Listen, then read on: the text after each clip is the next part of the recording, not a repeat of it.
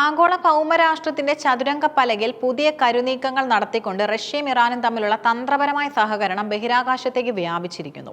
പാശ്ചാത്യ രാജ്യങ്ങളുടെ ഉപരോധങ്ങൾക്കും നയതന്ത്ര സമ്മർദ്ദങ്ങൾക്കും ഇടയിൽ ഈ രണ്ട് രാഷ്ട്രങ്ങളും രൂപീകരിച്ചിരിക്കുന്ന പുതിയ അച്ചുതണ്ട് ലോകക്രമത്തിൽ വലിയ മാറ്റങ്ങൾക്കാണ് വഴിമരുന്നിടുന്നത്. കിഴക്കൻ റഷ്യയിലെ വോസ്റ്റോഗ്നി ലോഞ്ച് പാഡിൽ നിന്ന് 3 ഇറാനിയൻ ഉപഗ്രഹങ്ങൾ വിജയകരമായി വിക്ഷേപിച്ചത് കേവലം ഒരു ശാസ്ത്ര നേട്ടമല്ല, മറിച്ച് വാഷിംഗ്ടണിലും സഖ്യകക്ഷികൾക്കുമുള്ള കൃത്യമായ രാഷ്ട്രീയ മുന്നറിയിപ്പാണ്. ലോകം ഇന്ന് വൻ ശക്തികൾ തമ്മിലുള്ള ശീതയുദ്ധത്തിന്റെ സമാനമായ സാഹചര്യത്തിലൂടെയാണ് കടന്നുപോകുന്നത്. യുക്രൈൻ അധിനിവേശത്തെ തുടർന്ന് റഷ്യയ്ക്ക് മേൽ ചുമത്തപ്പെട്ട ഉപരോധങ്ങളും ആണവ പദ്ധതികളുടെ പേരിൽ ഇറാന് നേരിടേണ്ടി വരുന്ന നിയന്ത്രണങ്ങളും ഈ രണ്ട് രാജ്യങ്ങളെയും പരസ്പരം കൂടുതൽ അടുപ്പിച്ചു. പ്രതിരോധം, ഊർജ്ജം, വ്യാപാരം എന്നീ മേഖലകളിൽ ഒതുങ്ങി നിന്നിരുന്ന ഈ ബന്ധം ഇപ്പോൾ ഭൂമിയുടെ പരിധി കടന്ന് ബഹിരാകാശത്തേക്ക് പടർന്നിരിക്കുകയാണ്. റഷ്യയുടെ ഏറ്റവും ആധുനികമായ ലോഞ്ച് പാഡുകളിൽ ഒന്നായ വോസ്റ്റോക്നിയിൽ നിന്നാണ് ഇറാനിയൻ ഉപഗ്രഹങ്ങളായ പായ, കൗസർ, സഫർ 2 എന്നിവ വിക്ഷേപിച്ചത്. ഭൂമിയിൽ നിന്ന് ഏകദേശം 500 കിലോമീറ്റർ ഉയരത്തിലുള്ള ലോ എർത്ത് ഓർബിറ്റിലാണ് ഇവ സ്ഥാപിക്കപ്പെട്ടത്. പായ ഈ ദൗത്യത്തിലെ ഏറ്റവും പ്രധാനപ്പെട്ട ഉപഗ്രഹമാണ്. 150 കിലോഗ്രാം ഭാരമുള്ള പായ ഇറാൻ ഇതുവരെ വിക്ഷേപിച്ചിട്ടുള്ളതിൽ വെച്ച് ഏറ്റവും ഭാരമേറിയ ഉപഗ്രഹമാണ്. ആശയവിനിമയ രംഗത്ത് ഇറാന്റെ സ്വയം പര്യാപ്തത ഉറപ്പാക്കാൻ ഇതിന് സാധിക്കും. കൗസർ ഏകദേശം 35 കിലോഗ്രാം ഭാരമുള്ള ഒരു ഉപഗ്രഹമാണ്. ഹൈ സൊല്യൂഷൻ ഇമേജിംഗ് വേണ്ടിയുള്ളതാണിത്. ഇത് നൽകുന്ന ചിത്രങ്ങൾ കൃഷി, പരിസ്ഥിതി പഠനം എന്നിവയ്ക്ക് മുതൽക്കൂട്ടാകും. സഫർ 2 നിരീക്ഷണങ്ങൾക്കും ശാസ്ത്രീയ പഠനങ്ങൾക്കും വേണ്ടിയുള്ള മറ്റൊരു നിർണായകമായ ഉപഗ്രഹമാണ്. ഈ ഉപഗ്രഹങ്ങൾ ഏകദേശം 5 വർഷക്കാലം പ്രവർത്തിക്കുമെന്നാണ് പ്രതീക്ഷിക്കുന്നത്. 3 മീറ്റർ വരെ റെസല്യൂഷനുള്ള ചിത്രങ്ങൾ ലഭ്യമാകുന്നതോടെ ഇറാന്റെ നിരീക്ഷണ ശേഷി 10 മടങ്ങ് വർദ്ധിക്കും. റഷ്യയും ഇറാനും തമ്മിലുള്ള ഈ സഹകരണം പാശ്ചാത്യ രാജ്യങ്ങളെ സംബന്ധിച്ചിടത്തോളം വലിയൊരു തലവേദനയാണ്.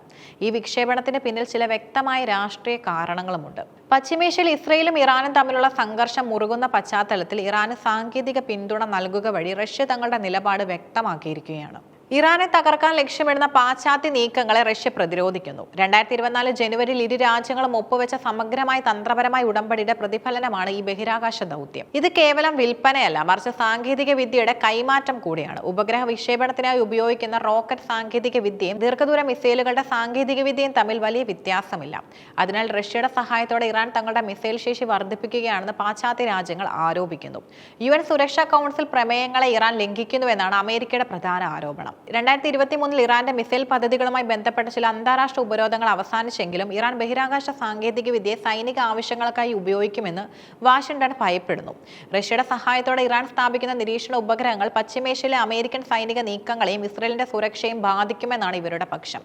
എന്നാൽ ഇത്തരം ആരോപണങ്ങൾ തള്ളിക്കളയുന്ന റഷ്യയും ഇറാനും അന്താരാഷ്ട്ര നിയമങ്ങൾക്കുള്ളിൽ നിന്നുകൊണ്ടാണ് സഹകരിക്കുന്നതെന്നും ആവർത്തിക്കുന്നുണ്ട്. സൈനികമായ വശങ്ങൾക്കപ്പുറം ഇറാന്റെ ആഭ്യന്തര വികസനത്തിന് ഈ ഉപഗ്രഹങ്ങൾ അത്യന്താപേക്ഷിതമാണ്. വരൾച്ച രൂക്ഷമായ ഇറാനിൽ ജലസ്രോതസ്സുകൾ കൃത്യമായി നിരീക്ഷിക്കാൻ ഉപഗ്രഹങ്ങൾ സഹായിക്കും. വിളവെടുപ്പ് ആസൂത്രണം ചെയ്യാനും കീടബാധകൾ മുൻകൂട്ടി കണ്ടെത്താനും ഇത് സഹായിക്കും.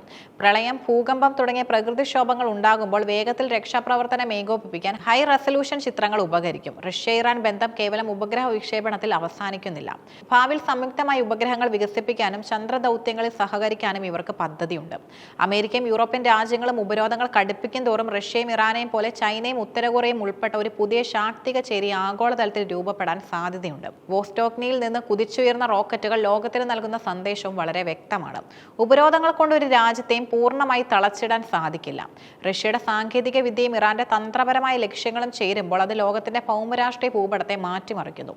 ബഹിരാകാശത്തെ ഈ സഹകരണം വരും ദിവസങ്ങളിൽ കൂടുതൽ മേഖലകളിലേക്ക് വ്യാപിപ്പിക്കുമെന്നും അത് ആഗോളതലത്തിൽ പുതിയൊരു അധികാര സന്തുലിതാവസ്ഥ സൃഷ്ടിക്കുമെന്നും ഉറപ്പാണ്.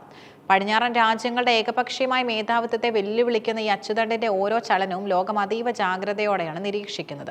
റഷ്യയും ഇറാനും തമ്മിലുള്ള ഡ്രോൺ സാങ്കേതിക വിദ്യയിലെ സഹകരണം ഇസ്രയേലിനെ സംബന്ധിച്ചിടത്തോളം അതീവ ഗുരുതരമായ ഒരു സുരക്ഷാ ഭീഷണിയാണ്. പശ്ചിമേഷ്യയിലെ ശക്തി സമവാക്യങ്ങളെ അട്ടിമറിക്കുന്ന ഈ ബന്ധത്തെ ഇസ്രയേൽ അതീവ ജാഗ്രതയോടെയാണ് നിരീക്ഷിക്കുന്നത്. ഇതിന് നിരവധിയായ കാരണങ്ങളുമുണ്ട്. യുക്രൈൻ യുദ്ധത്തിൽ റഷ്യ വിജയകരമായി ഉപയോഗിക്കുന്ന ഇറാനിയൻ ഡ്രോണുകൾ യഥാർത്ഥത്തിൽ പരീക്ഷണാർത്ഥമുള്ള പ്രയോഗങ്ങളാണ്. അവിടെ തെളിയിക്കപ്പെട്ട ഈ സാങ്കേതിക വിദ്യ പിന്നീട് ഹിസ്ബുള്ള, ഹൂതികൾ തുടങ്ങിയ ഇസ്രയേൽ വിരുദ്ധ ഗ്രൂപ്പുകളിലേക്ക് കൈമാറ്റം ചെയ്യപ്പെടുന്നത് ഇസ്രയേലിന്റെ അയൺ ഡോം ഉൾപ്പെടെയുള്ള പ്രതിരോധ സംവിധാനങ്ങൾക്കും വലിയ വെല്ലുവിളിയാകും.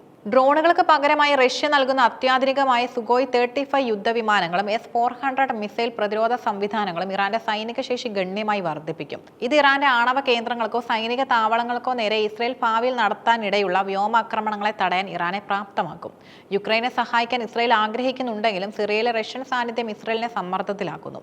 സിറിയയിലുള്ള ഇറാൻ അനുകൂല കേന്ദ്രങ്ങളിൽ ആക്രമണം നടത്താൻ ഇസ്രയേലിന് റഷ്യയുടെ മൗന അനുവാദം ആവശ്യമാണ്. റഷ്യ ഇറാൻ ബന്ധം ദൃഢമാക്കുന്നത് ഈ സൗകര്യത്തെ ഇല്ലാതാക്കുമോ എന്ന് ഇസ്രയേൽ ഭയപ്പെടുന്നു. ചുരുക്കത്തിൽ റഷ്യയും ഇറാനും തമ്മിലുള്ള ഈ സൈനിക അച്ചുതണ്ട് ഇറാന്റെ ആത്മവിശ്വാസം വർദ്ധിപ്പിക്കുകയും പശ്ചിമേഷ്യയിലെ ഇസ്രയേലിന്റെ മേധാവിത്വത്തെ ചോദ്യം ചെയ്യുകയും ചെയ്യുന്നു. ഇത് മേഖലയിൽ ഒരു വലിയ യുദ്ധത്തിന് വഴിവെച്ചേക്കുമെന്ന ആശങ്ക ആഗോളതലത്തിലും നിലനിൽക്കുന്നുണ്ട്.